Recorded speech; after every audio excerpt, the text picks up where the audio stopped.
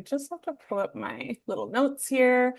Thank you for joining us today. My name is Tanya Oskam. I work in education and capacity building at the OHTN, and I'm here with my colleague Rachel Lee, our lead for events and conferences, who's new to our team. Thank you for coming to our sessions today and for joining us for the series. I would like to start our session today with a land acknowledgement.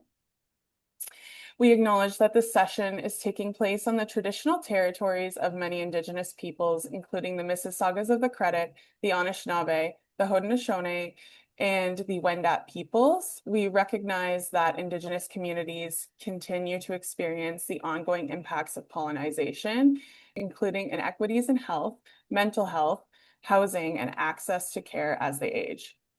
As we come together in this space to discuss virtual care, aging, HIV, cognition, and care access, we do so with a commitment to equity, dignity, and culturally responsive care for all communities. So just a few housekeeping items as we get started. We ask that you please hold your questions to the end of the presentations. We have two presenters today, and you can post your questions in the chat, which we will also come back to during the Q&A period at the end of the session. And this is a reminder that next week we have a fifth session, which we added to the series, which is called Planning Ahead, Legal and Practical Considerations for Aging with HIV, which we are doing in partnership with HALCO. If this is of interest to you, please register for that session using the link in the chat, which Rachel Lee will put in the chat now. And so now a little bit about our session today. I know we have a lot to get through, so I just want to give some context about what we'll be talking about. Research with older adults living with HIV in Ontario shows that virtual care can be effective when it supports trust, privacy, and strong relationships. Today, we'll be exploring how virtual care can improve access, reduce barriers, and support equitable care for people aging with HIV.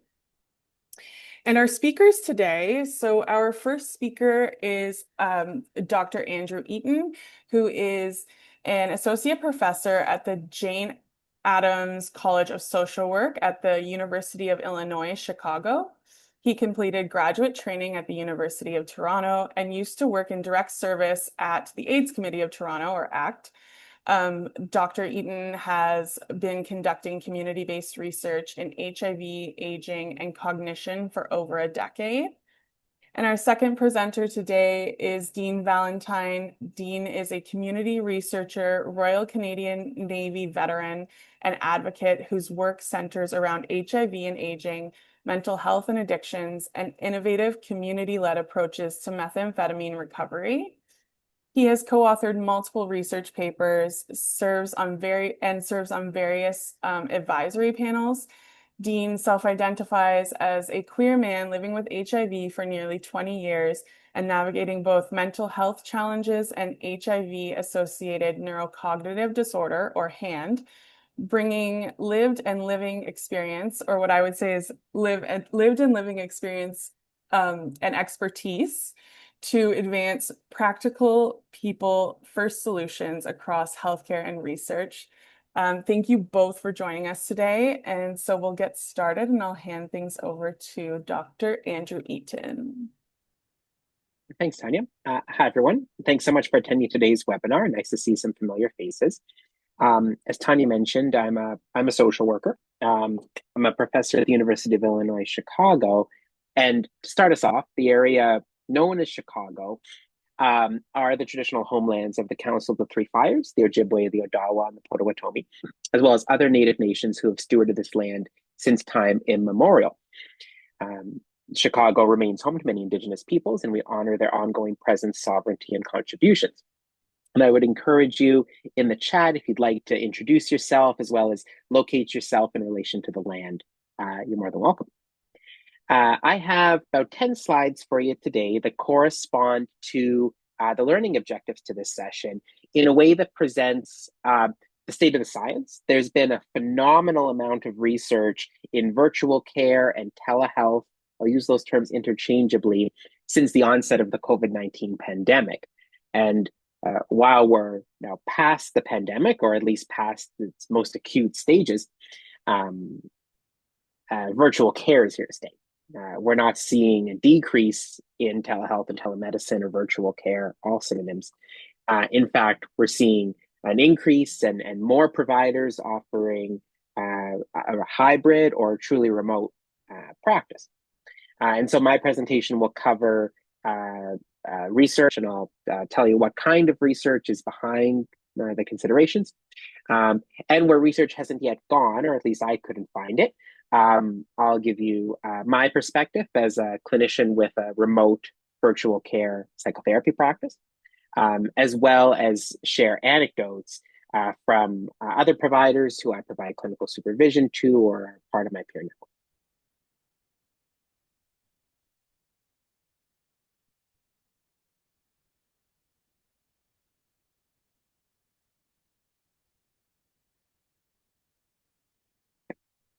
Um, so to begin with, when we look at objective one of this session, that prompts us to consider what might be facilitating or enabling factors. In other words, what might foster or support virtual care for older adults living with HIV.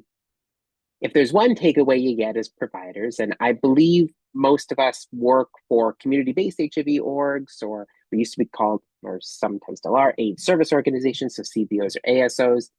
Some of us may also have experience in sort of informal support roles, like peer support or volunteer or buddy program kind of thing.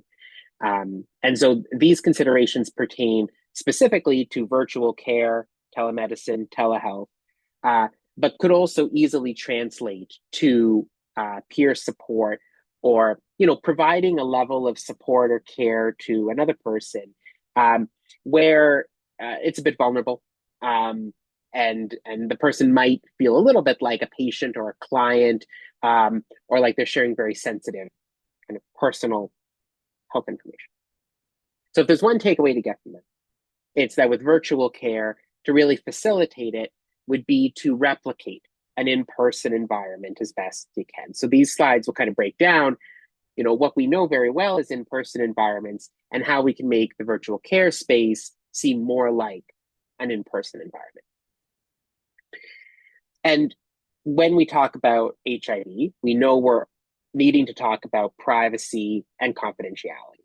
That while privacy and confidentiality are paramount considerations for any person accessing virtual care, they're especially important in HIV due to stigma and legislation around disclosure. We know that people living with HIV place a high value and a high priority on privacy and confidentiality. And so on this first slide, this reviews a couple pieces of research. One was an experimental design. So Hutchins et al. Did a randomized study where they had telehealth patients access providers who had a range of backgrounds and office setups, and made comparisons on outcomes of patient satisfaction, as well as information recall. And then Stosic et al. Did a qualitative study to better understand what was behind some of the quantitative scores arising from Hutchins' trial. So virtual and blurred telehealth backgrounds.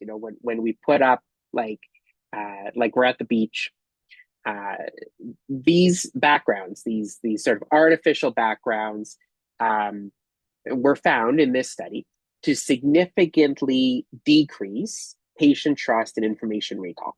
So in other words, clients don't like these. In telehealth and telemedicine, when there's a virtual background, there was a significant negative effect. Clients found that they weren't able to retain the information they got from the session. They didn't remember what came up in the session. But those same clients or patients, when they were in a session with a non-blurred or non-virtual background, they were able to recall information. And that seems to be mediated by patient trust. Stosic's sort of deeper investigation of that found that some clients fear hidden elements or mistrust from providers who use these backgrounds. They're wondering what's behind the background. And so while it was a well-powered experimental study and a very diverse qualitative study that derived that virtual or blurred telehealth backgrounds were disliked and negatively impact, patient takeaways from the session. Casual settings, like if there's no virtual or blurred background, but the provider is in what appears to be like their kitchen or their bedroom, these backgrounds did not have a significant impact on information recall. So in other words, clients were still able to retain information and understand what was being said in the telehealth session, even if the session appeared to be conducted in a provider's kitchen or bedroom. However, the clients did not like it. So virtual or blurred telehealth backgrounds, negative impact on information recall, and clients don't like it. With casual settings, clients don't like it, but they're able to retain information, at least as this study concluded. But what's the most preferred option? A tidy office with displayed credentials. When I read this line, a tidy office with displayed credentials, I thought about what it's like to access in-person support services or medical care. My mom, bit cheeky, when she is accessing in-person services, and I think when she's feeling a bit comfortable with the provider, she really likes to point to their diplomas and say, that's a lot of fancy degrees on there, but it doesn't say your grades, to kind of tease them a little bit.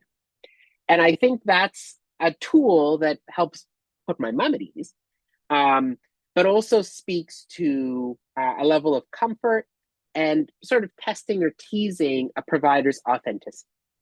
So the takeaway from these two studies, or facilitating factor number one, could be to, yes, create a professional environment, but first and foremost, make the environment authentic or real, which aligns with what we know about in-person care, which is that when it comes to the patient-provider relationship, clients prefer authenticity, an authentic provider, somebody who they know and can understand their background a little bit. Like when you go into a person's office and you see unique elements to that individual, maybe they have some artwork hanging, or you're able to take a quick scan through their books. That helps with engagement, and that helps establish an early sense of trust. Another important point here is that, many of us are working in relatively low-paying jobs, and it may not always be possible to curate an authentic professional environment. So then it might be important to be aware of the impact that, say, a virtual or blurred background could have, or that a casual setting could have, if not addressed. As we know from patient care and telemedicine over the years, a brief self-disclosure of, hey, I use this virtual background because it's a bit of a mess behind me. And then just moving on still offers something to allay patients' or clients' mistrust or uncertainty of what's behind the background. More about privacy and confidentiality, but now from a different lens.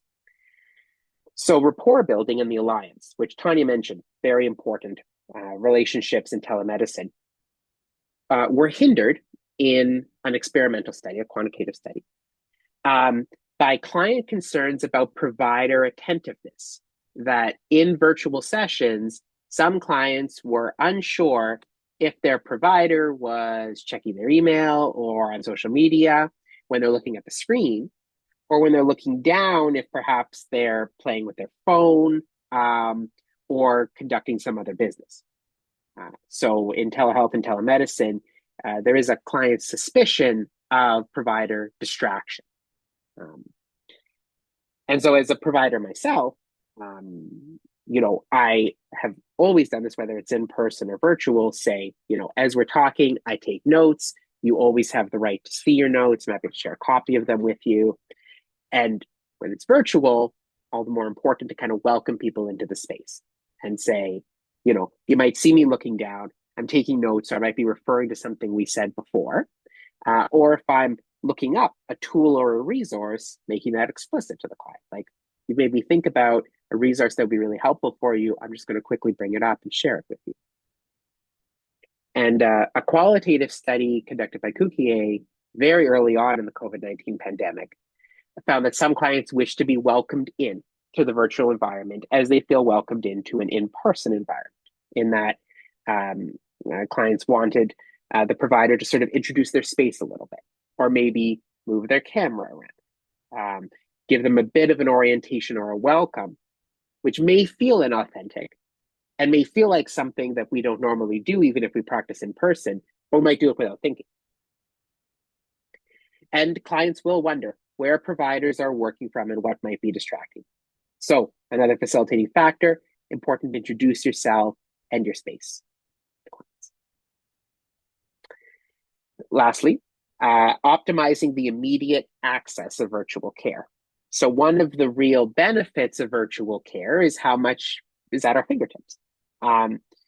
Clients enjoy receiving tools in real time via screen share. If I bring up a tool or a resource and I'm able to share my screen and walk clients through it, that's been helpful in my practice anecdotally, and it's supported by a recent study from Virutal.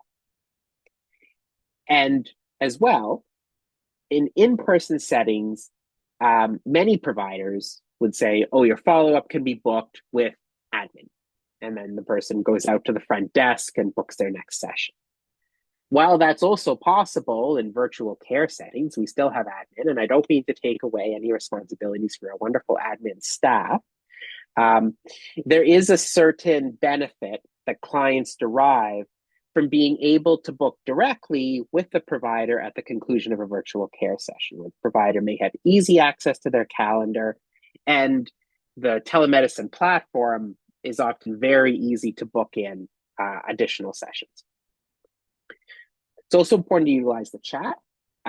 This one is not supported by research. This is supported by my practice experience. There hasn't been much research on chat function in telehealth and telemedicine.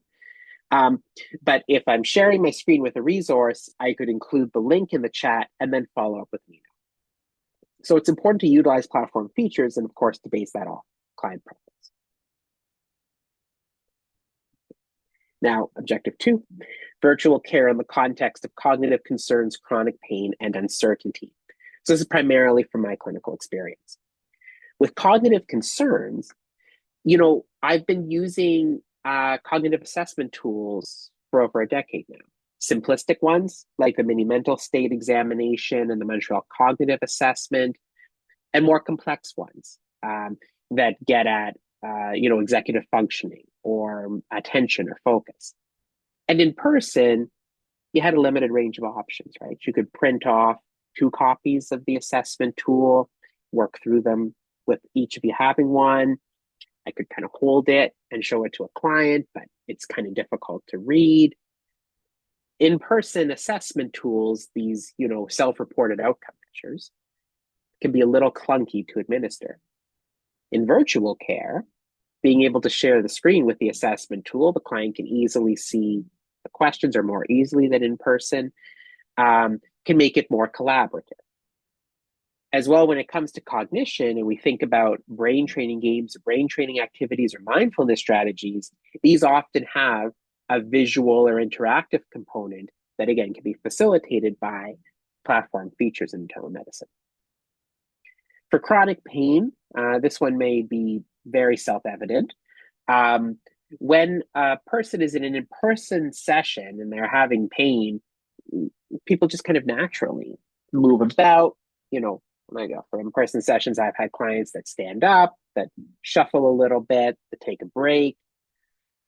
But in virtual sessions, this idea of shuffling around or taking a break or standing up, it doesn't feel as kind of two-hand or easy to do.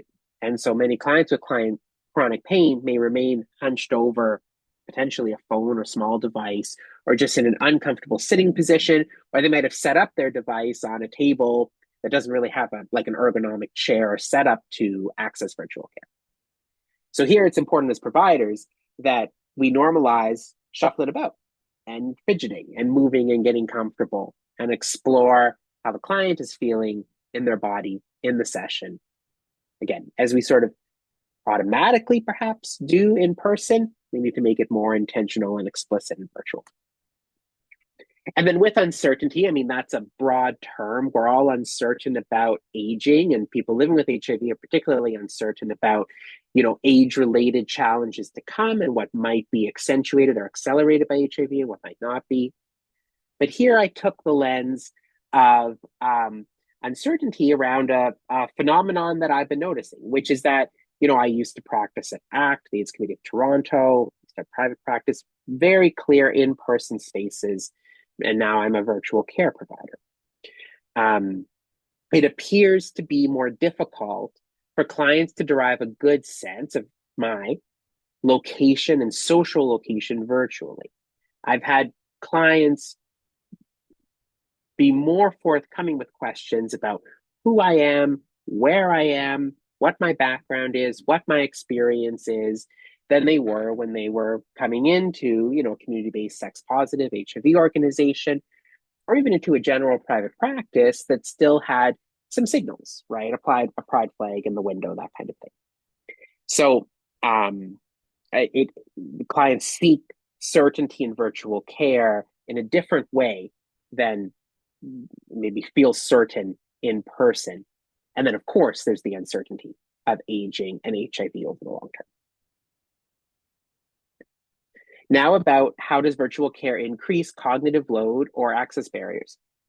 So this is an experimental study by Danaher, found that a slightly slower pace and a warm, measured tone accommodated for digital lag, which sometimes when we say something in virtual care, it doesn't come across to the other person we're speaking to for a couple seconds, and bridges the digital distance. So if we're accustomed to a certain pattern or pace in in-person care, we want to slow it down a little bit and be more conscious of warmth and measurement in our tone.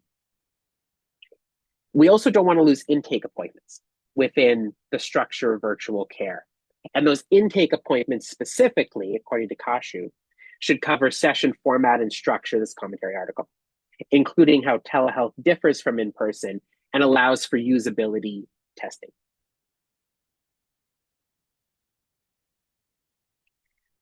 And I mentioned as well that the uncertainty, this is anecdotal, could also increase cognitive load or access barriers.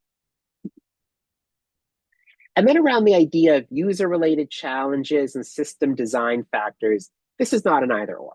In other words, if we have better systems, we have less user-related challenges. They're very connected. From my experience, when I join a Zoom meeting, it just works. When I join a Teams meeting, I have all kinds of problems. So some common elements of user-related challenges and system design factors could be connecting to audio and video. Some platforms give you a very clear and easy way to connect to audio. Others might use what you happen to already be connected to, which might be a pair of headphones that you don't want to use in that session. Or might make it more difficult to give system permissions to allow your video to turn on. Some telehealth or telemedicine platforms only allow one client to join at a time, one screen, which makes it difficult for couple or family sessions or for an interpreter to join, or for some clients like to have two devices on the session, perhaps for note-taking or text-to-audio transcription, audio to text. So that's important to determine with platforms as well. Some platforms have limited spots for contact information, like will only allow for one email address on file, and maybe your client would signed up with a bit of a burner email address because they don't know what this platform is and might need to change it, and it's difficult to change or difficult or impossible to add a second email.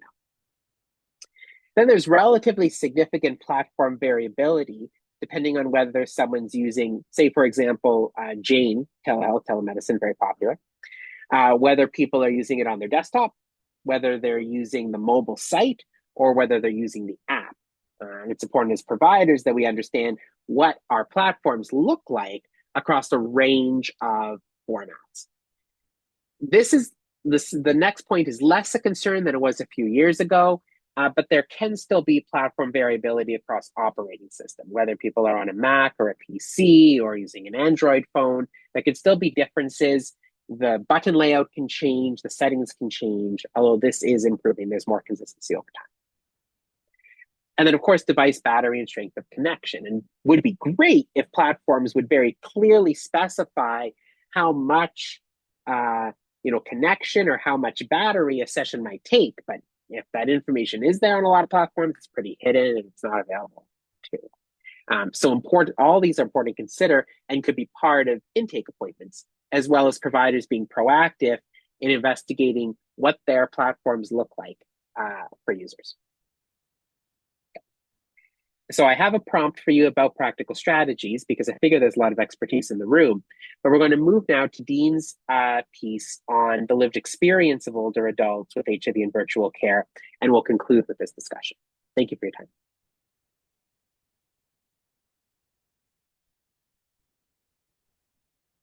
And can everyone see my screen?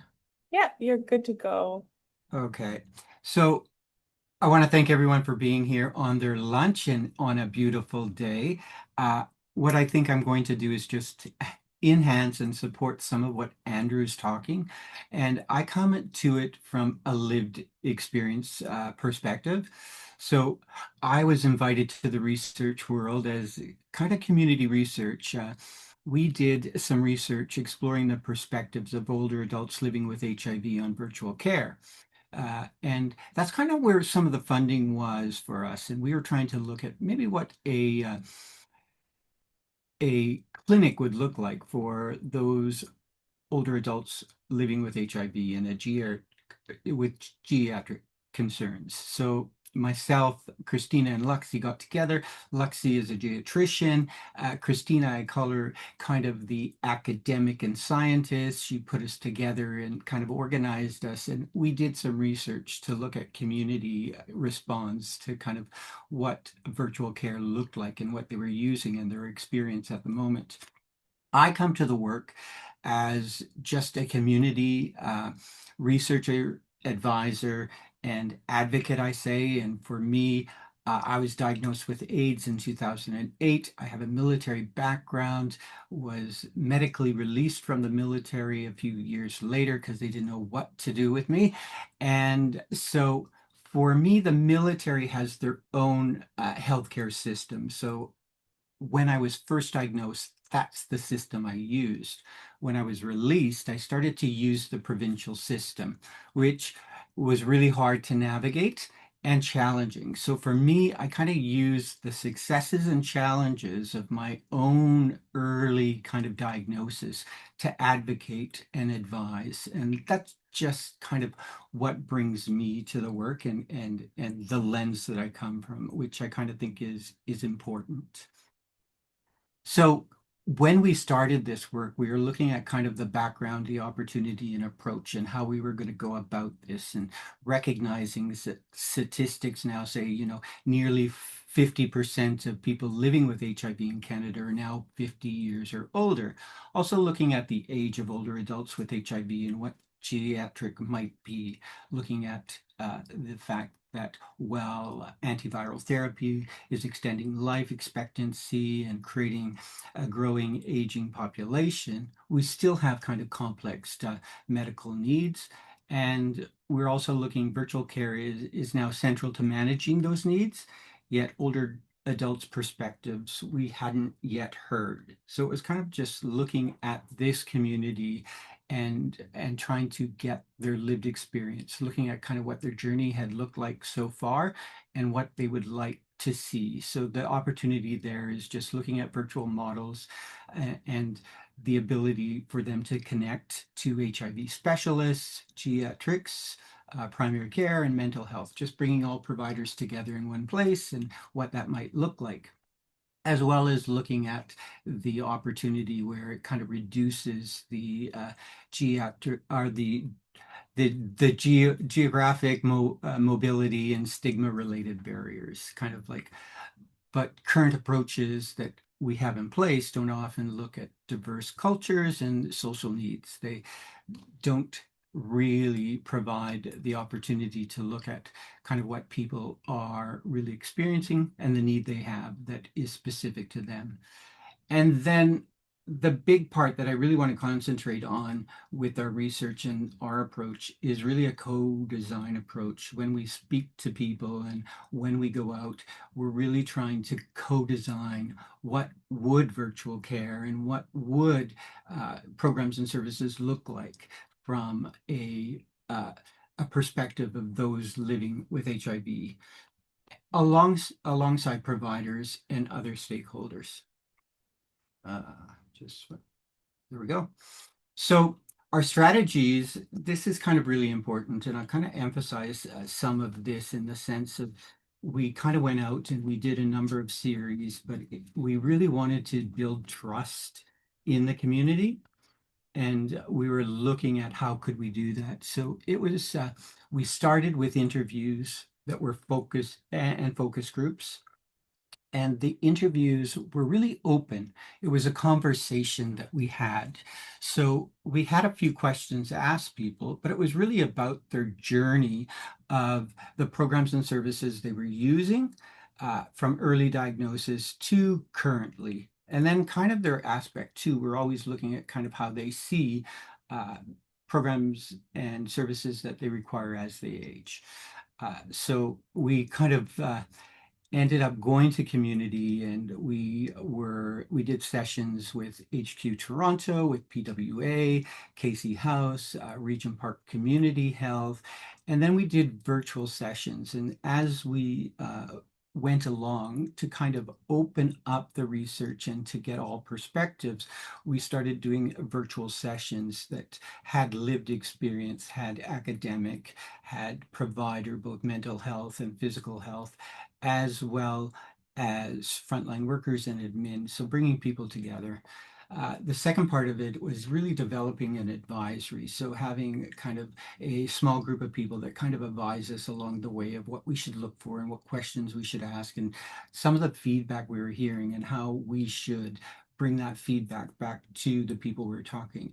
And working again with a terms of reference that was a living document that really changed along the way based on the feedback we were hearing, and being really transparent with the sessions we were involved, especially with lived experience, how we were using their information, what we were doing with their information, and what we were looking for, bringing us to kind of like this mentorship. And I always look at community mentorship as a two-way approach. It's really capacity building for both the researcher, the provider, as well as lived experience, and how they work together so that we can really learn from each other.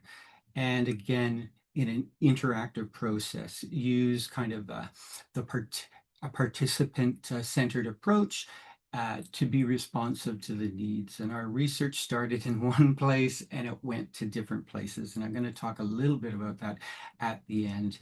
And again, I emphasize the co-design approach and the knowledge sharing along the way. That's really what we heard, is that we want to be involved, nothing about us with us and not for us, but with us, and how to really make lived experience as equitable partners in research, equitable partners in program delivery, so that we can, when we're at the table, we have an equal seat, or we have equal, I'll say that the power dynamic shifts and everybody is working together rather than any perceived power balance that might be in the room, and how to create safe space. So there's four areas I'm going to talk about. And the first one, it was really with relationships. And there was this really approach that trust and consistency with providers shape whether older adults living with HIV really engage in virtual care. So privacy and data securities came up, the access to technology and reliability, and then stigma. And in this part of it, it was really about kind of shaping that relationship And those that were positive about virtual care, they identified that a relationship had to be there first, that they had to know their provider, they had to have a safe conversation with their provider. It needed to be a trusting space, and uh, it needed to be consistent. So the same provider having kind of this expectation of kind of how their care was going to be taken, and that they were participants in emphasis in part of that. Privacy comes up a couple of times in different areas, and it was really one of those things where privacy concerns and stigma really shaped whether or not people were able to accept virtual care platforms.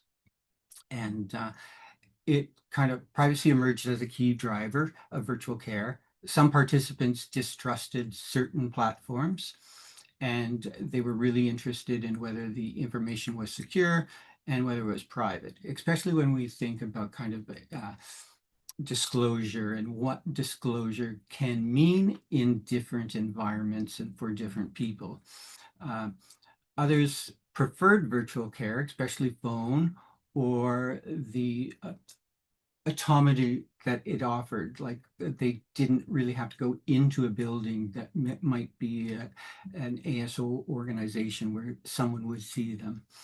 Uh, there's some stigma of registration in the sense for age-related issues.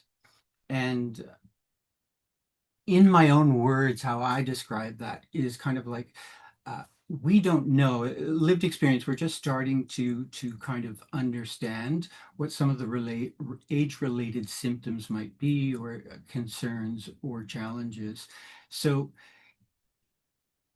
there's a little bit of self-stigma as well as the stigma from around us. So the self-stigma is maybe a barrier where we don't see ourselves aging. We see ourselves as young, and it might be problematic to say, oh, well, I'm aging and I'm starting to have cognitive issues. So, or there's other issues that I don't really look at related to my HIV status, but they might be just normal aging, not recognizing we're aging maybe a little bit faster.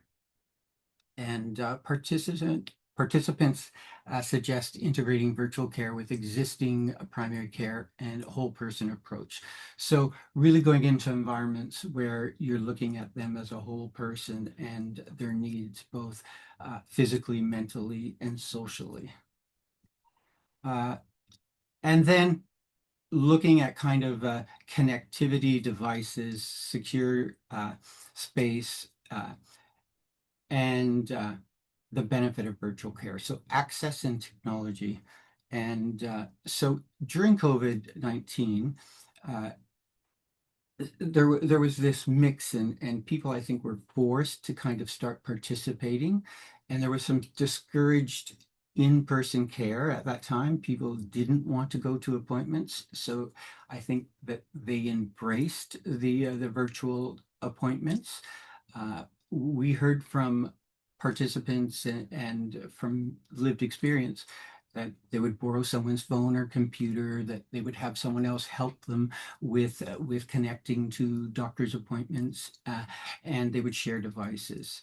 Uh, Virtual care reduced time off work and costs like gas or parking. So those are some of the benefits in the sense of the the successes of kind of what they could do.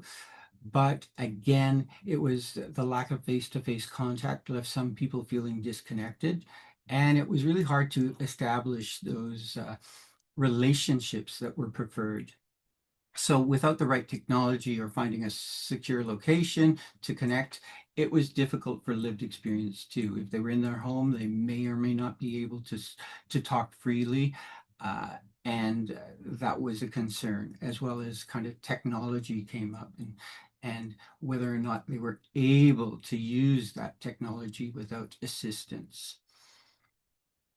And then we looked at kind of heard from lived experience that they needed some method of technology upgrading and education, and both that with a provider approach and the lived experience approach.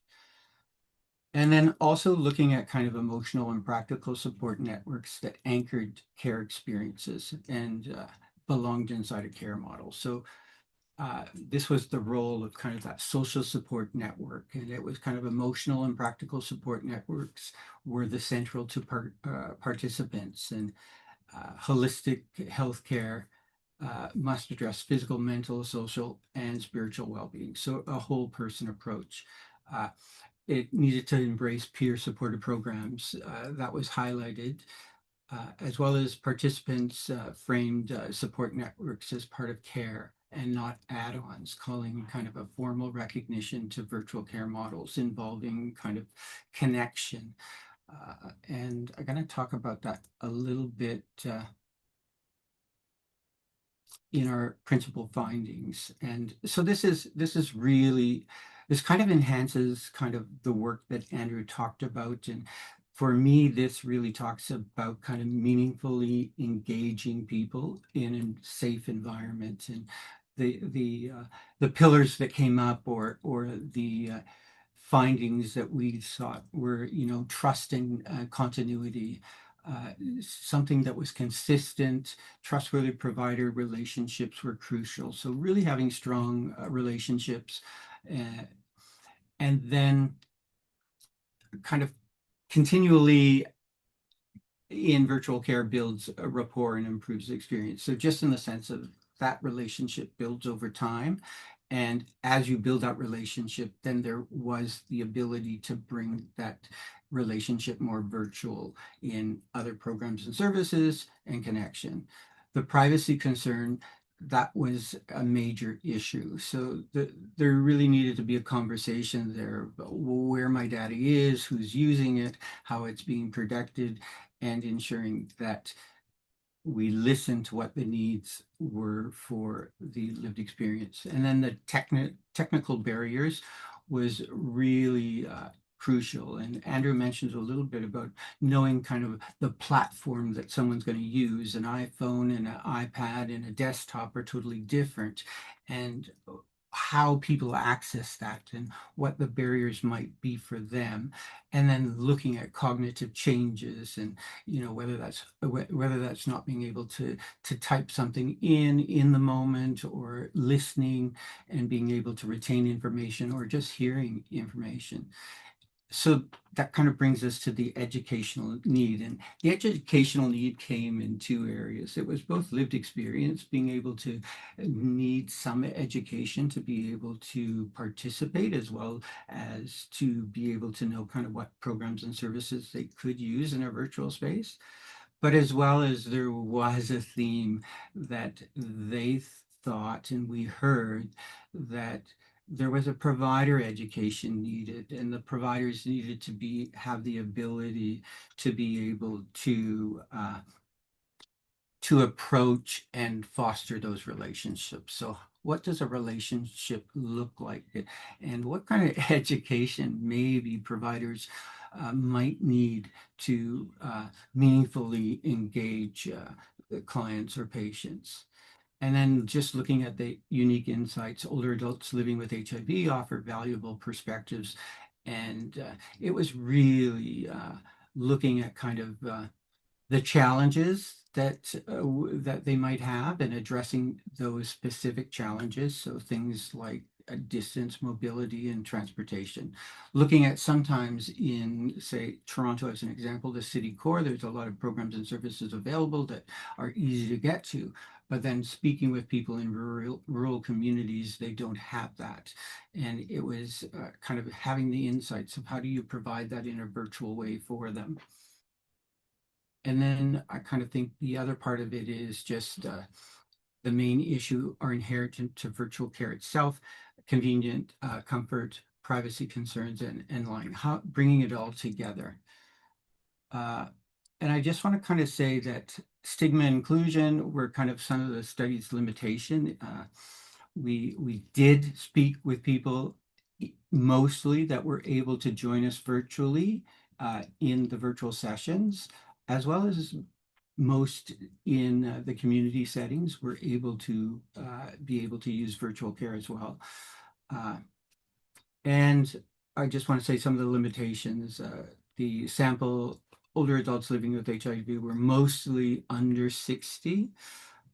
All participants had technology access, and recruited may favor those who were already engaged in care, and provider inspectors perspectives and long-term virtual care outcomes were included. Since evolved, uh,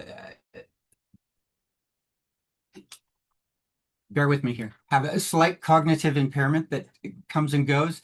So for me, I just want to say this in my own words. I always say that when I do a presentation like this, sometimes different words come to me on different days. So this is where the multidisciplinary team approach was really kind of where we started, was looking at lived experience. And where we went was we needed to have a co-design approach where lived experience came together with provider experience, as well as with community organizations that were providing care. So those frontline people, whether they were peers, volunteers, or outreach workers. So it was really at the end of the research, it was bringing all of that together and really ensuring some of the recommendations that really prioritize privacy, strengthen policies, and safeguard patients' privacy. So making sure those were in place.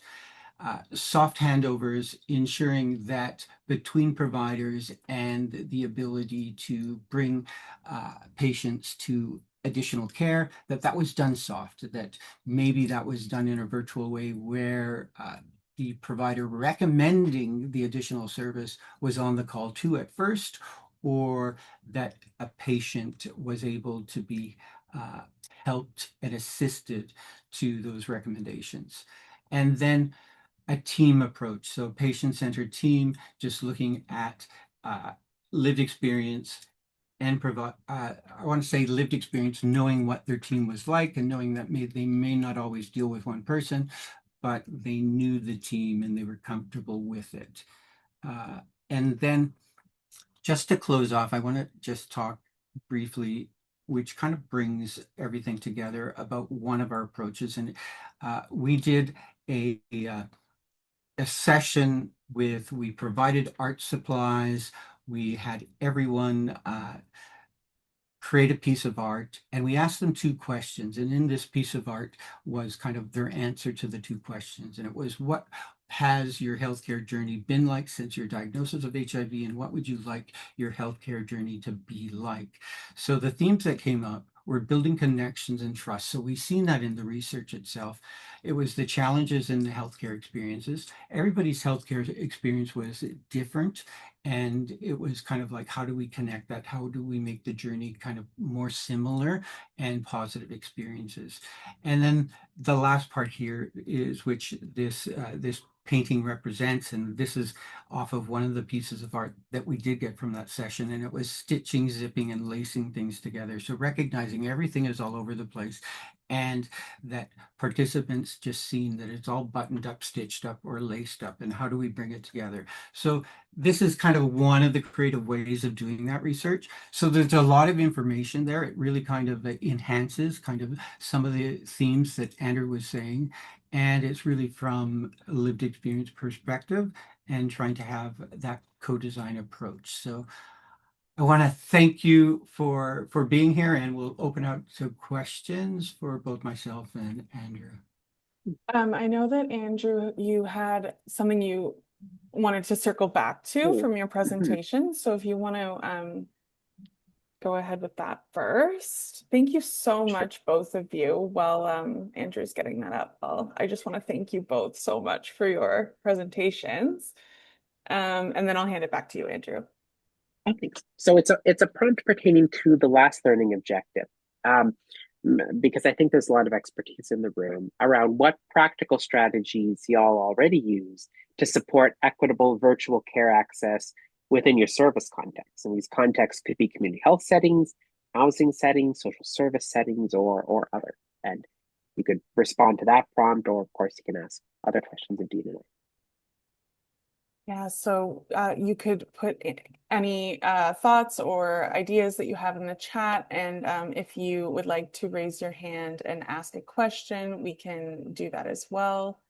We'll give everyone a second to kind of digest. It's a lot of information in a short amount of time. So. Mhm. In the meantime, maybe I just wanted to say I was thinking about something that we do for our sessions, especially when they're about vulnerable topics. And I think it's something that you touched on, Andrew. Actually, both of you touched on it, is we sort of do this like introductory to kind of ground ourselves. And Dean, you know this from Echo, we sort of ground our sessions and because they're vulnerable things that we're talking about. So it really made sense to me and it stood out to me that in a space where you're doing virtual care and it's vulnerable to talk about Mhm. your medical information and yourself and things that are happening, that it's just such a important piece to kind of ground people and it can help the experience be more personalized if you kind of Mhm. know the other person that you're talking to, and it helps make that relationship that maybe in a physical space you might get differently just from sort Mhm. of co-regulating with the people around you, but Mhm. over the space you have to sort of create that. And I wanted to thank you for bringing that up because I thought it was such a valuable thing for learning, but also for when you're taking care of yourself and you're engaging in medical care, that makes a lot of sense. And then there was one other piece I wrote a note about. I'm reading my notes on my other screen. He also talked about practical strategies and incorporating that into intakes. And I thought that was so brilliant because you might not think about that when you're um, doing things every day on Mhm. virtual systems, but it would make sense that you would want to know where people are joining from and how that looks. So I just wanted to thank you for pointing that out too, because it might vary based on who you're working with, right? Mhm. So Mhm. thank you for both of those. It looks like we've got some comments. Question for Dean. What does this look like for most people in rural or prairies in thinking of virtual models, accessibility and quality of care in regards to accessibility and quality of care? Maybe you already touched on this. The realities of digital spaces is often not favorable for the elderly. Could you share more on this? Thank you. Yeah, I can quickly say kind of what we heard from people in rural areas is the establishment of a relationship first with a care provider was really important. And if Mhm. that care provider could assist in the virtual platforms that they were able to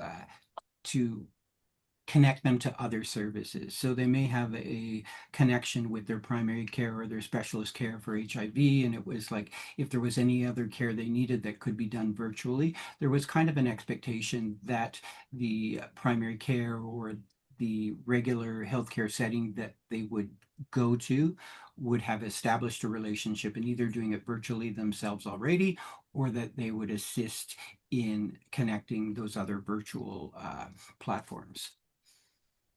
Mhm. Thank you. We have one other question, or maybe it's a comment. At our community healthcare center, we promote equity for virtual care program services with lending library of tablets that are tailored for senior use. We host hotspots lending from Toronto Public Library for those that don't have internet, and we also have a teleconference platform to support clients who won't engage in virtually due to socioeconomic or cultural reasons. That is a really great comment. Thank you for that, Dan. We appreciate you sharing that with us. Thank you for joining us today. We really appreciate it and hope you have a good rest of your day.